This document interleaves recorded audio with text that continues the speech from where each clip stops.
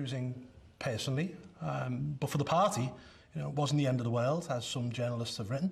We halved Labour's majority. It was only ever sitting number 72 on our hit list anyway. I would love to have won. I'd love to be in the House of Commons now. Wasn't to be. It isn't the end of UKIP, and UKIP will go on from strength to strength. It's quite an optimistic way of looking at the result, though, isn't it? I mean, it's the fifth time you've tried to be an MP, the fifth time you failed. Yeah. You were running in Brexit Central against a Labour Party that is in problems, to say the least, and you still couldn't win. Well, look, the reason why we didn't win was because the Conservative vote held up in a way that we didn't expect. We also expected the Liberal Democrat vote to be bigger than it was, and we thought that they'd take more votes from the Labour Party. But as I say, the big one is that the Tories didn't switch, and that's because Theresa May is going through this honeymoon period at the moment, where she's talking the talk very well, and it's harming our vote. But that honeymoon period won't last forever. I think once Article 50 is triggered, I think once we get into the meat of the renegotiation, she will begin to barter things away, such as fisheries. I think we may well end up still paying a membership fee into the European Union, and the Conservatives need to know that UKIP will be there if that happens. At the same time, your personal reputation has taken a huge battering over the last few weeks. Your opponents are trying to paint you as a fantasist, a compulsive liar. And to be honest, you have provided them with some ammunition. If you look at some of the false claims that have been made about you, that you lost close friends at Hillsborough, that you used to be a professional footballer, that you're on the board of a charity, what's going on?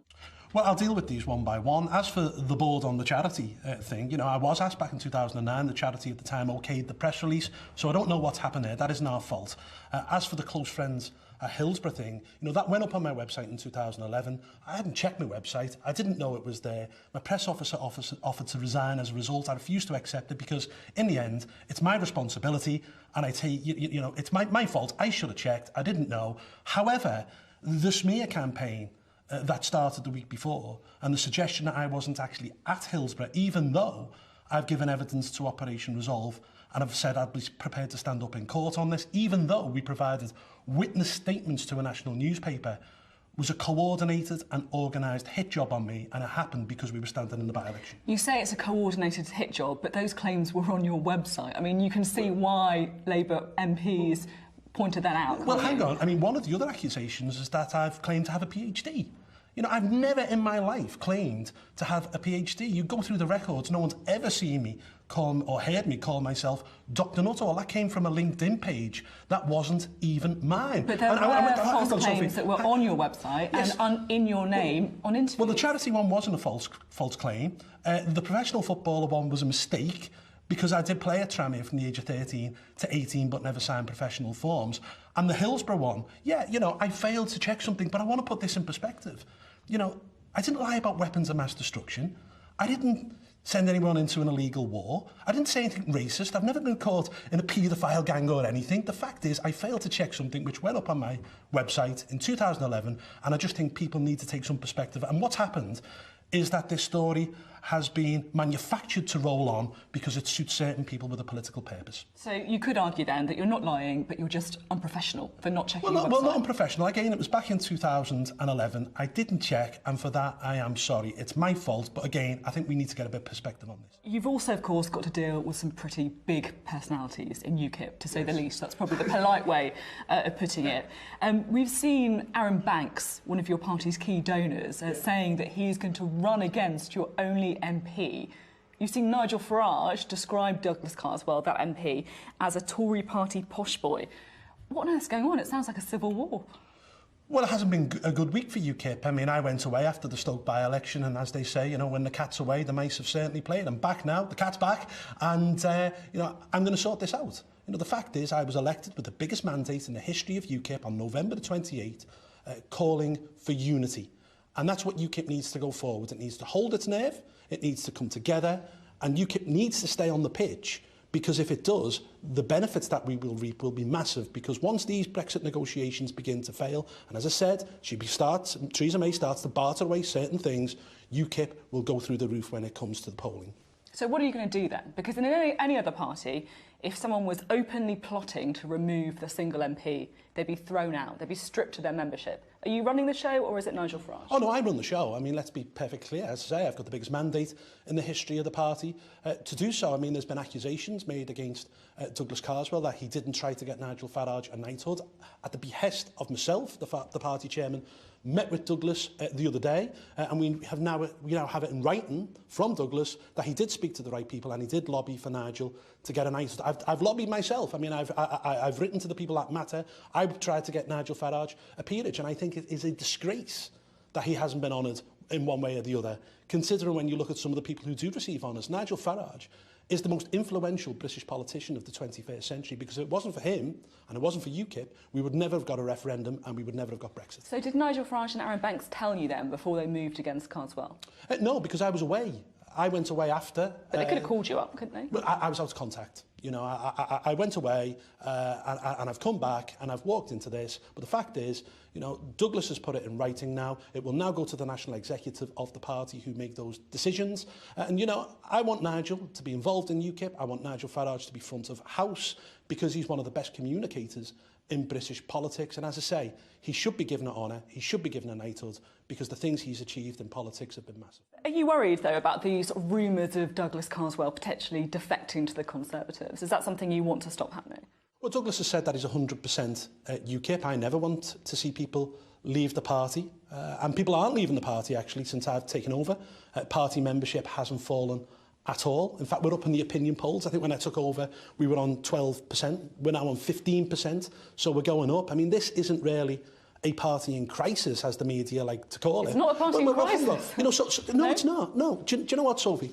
I've read UKIP's obituary written 100 times. And I remember when the party really was in crisis. I'm an old hand at this. 2006, 2007, we were on 0% in the opinion polls. We'd had the fall out of Kilroy Silk, and there was a chance then of UKIP disappearing. A party that is on 15% in the opinion polls, has great things to look forward to in the future, is not in crisis. At the same time, though, you've had, whether it's fisticuffs in the European Parliament, to some of your major figures... Allegedly.